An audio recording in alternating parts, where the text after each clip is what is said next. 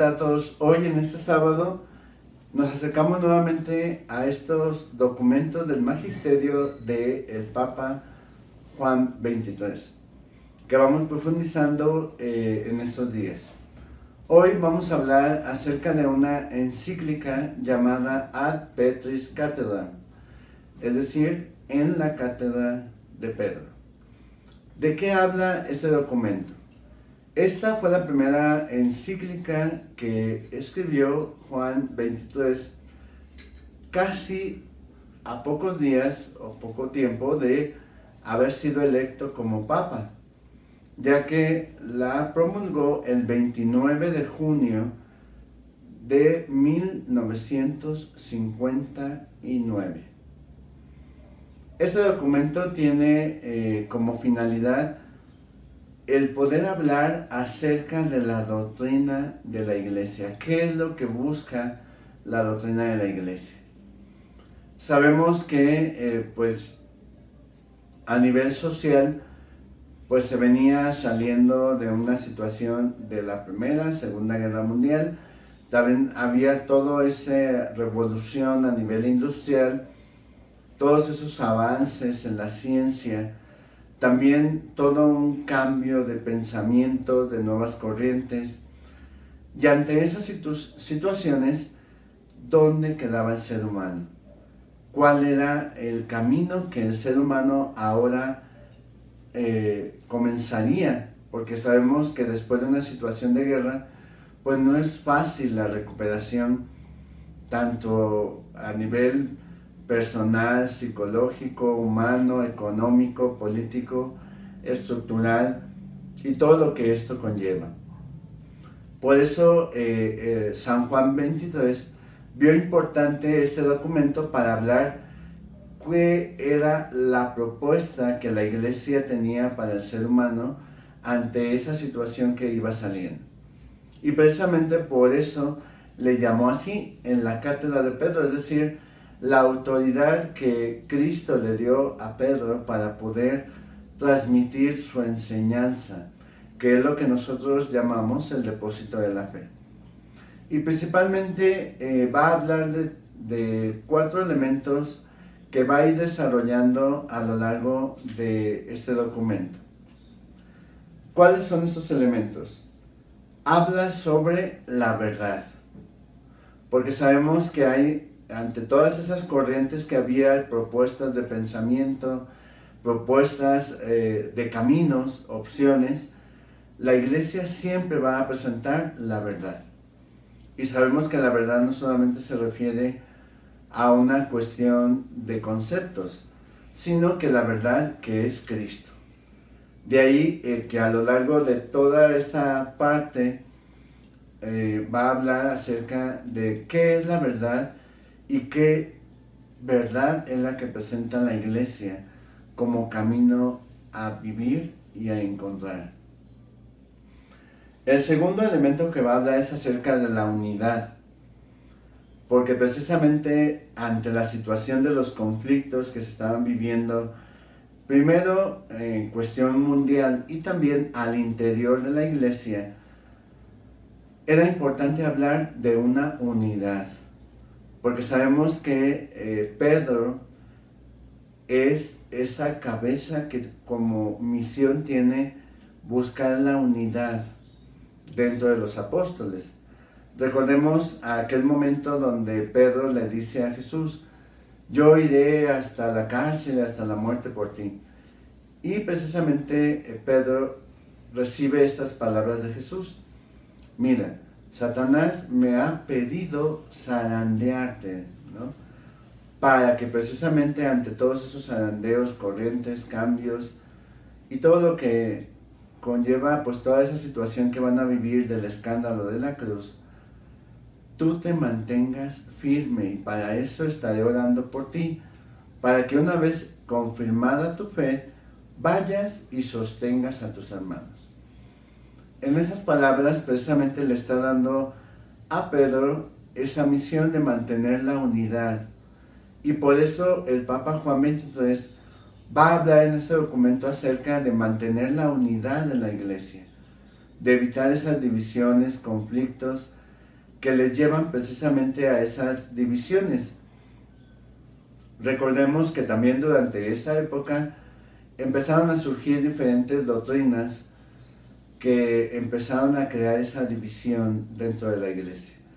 De ahí el por qué el Papa va a hablar también acerca de este elemento que es la unidad en este documento. Otro elemento que también muy importante es acerca de la paz, porque precisamente se viene saliendo de una situación de guerra y de conflicto, y que también invita a evitar precisamente esas situaciones al ver las consecuencias que ha creado en el mundo. Por eso la paz es importante. ¿Y cómo se va a vivir la verdad? ¿Cómo se va a vivir la unidad? ¿Y cómo se va a generar esa paz? Pues el Papa también habla en este documento acerca del espíritu de la caridad, es decir, el amor. El amor es el que te va a ayudar a vivir en la verdad, el amor es el que va a crear la unidad y el amor es el que va a generar el ambiente de paz.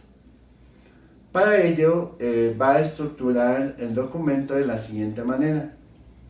Hay una introducción donde va a hablar acerca de la reciente muerte del antecesor Papa, ¿no?, que es Pío XII, y que precisamente habla de toda esa situación que él pasó de guiar a la iglesia en ese ambiente de guerra y cómo mantuvo a través de la oración, a través de esos radiomensajes, ¿no?, que sabemos que él hacía, y de todas esas maneras de poder seguir transmitiendo la esperanza ante un mundo que estaba viviendo esas guerras. Entonces toda esa parte de introducción habla de lo que fue el trabajo de Pío XII y todo lo que él realizó durante ese tiempo, y después va a hablar de cuál es ahora el paso que como iglesia estamos llamados a vivir durante ese tiempo. La primera parte habla acerca de la verdad de Dios, la verdad del hombre y la verdad del mundo. Y así lo va a ir desarrollando a lo largo de diferentes puntos en cuanto a la doctrina de la iglesia, para saber cuál es esa verdad en la que creemos y cómo estamos llamados a conocerla. Por eso él se basa en esta cita de San Pablo cuando dice que Dios quiere que todos los hombres se salven. ¿Cómo? Llegando al conocimiento de la verdad, y por eso es importante conocerla. Entonces, toda esta primera parte del documento va a hablar acerca de esta verdad. La segunda parte del documento habla acerca de la unidad, la concordia y la paz. Precisamente estos tres elementos los va a desarrollar en los diferentes ambientes, es decir, la unidad, la concordia y la paz en el mundo, en los países, en las familias y en la iglesia. Es decir, en todos los ambientes pueda recuperarse estos tres dones, que también pues son una gracia de Dios. La unidad, que precisamente hace la diferencia con uniformidad, que no es lo mismo. Habla también de la concordia, es decir, la reconciliación, limpiar las perezas, quitar divisiones y conflictos, para que precisamente se pueda generar la paz. Y va hablando de diferentes iniciativas a lo largo de esta segunda parte, de cómo poder generar estos dones o estas gracias de la unidad, concordia y paz con diferentes medios para que se puedan desarrollar. La tercera parte va a hablar acerca de la unidad de la iglesia. Precisamente ante la adversidad por la cual está pasando la iglesia en cuanto a apariciones de diferentes doctrinas adversas, ¿no?, a la revelación de parte de Dios, donde también van apareciendo pues diferentes corrientes dentro de la propia iglesia, donde los diferentes obispos también por ese deseo de poder inculturar el evangelio en las diferentes culturas y países, pues también han caído en algunos lugares en desviaciones o exageraciones o en confusiones. De ahí el que todo este capítulo va a hablar de cómo mantener esa unidad en la iglesia y cómo estar en esa comunión con la cabeza visible, pues que es el Papa. La siguiente parte, la cuarta parte, va a hablar acerca de exhortaciones paternales. Y esta última parte es muy bonita porque Juan 23 aparece en esta última parte, esta cuarta parte, como un papá que exhorta a cada uno de los distintos fieles a poder vivir y luchar por este sueño de Jesús expresado en el capítulo 17 de San Juan, que todos sean uno para que el mundo crea. Y precisamente va haciendo esa exhortación, empezando primero exhortando a los obispos, después al clero en general, después a los religiosos, a las religiosas, a todos los fieles cristianos, al pueblo de Dios, a los que son perseguidos, a los que se sienten afligidos, a los que son perseguidos a causa de su fe, y a todos aquellos que no creen en Dios, pero que son de buena voluntad. Y cada una de esas exhortaciones son como de un padre que invita a su hijo a poder buscar esa unidad en la iglesia. Por eso les invito a que conozcan este documento y veamos ese corazón de padre de parte de Juan 23, de cómo busca esa unidad, esa concordia, esa paz en la iglesia, para que en el momento actual pues también nosotros podamos poner esos medios y poder crear y vivir y hacer realidad el reino de Dios. Gracias y que Dios les bendiga. En nombre del Padre, del Hijo y del Espíritu Santo. Amén.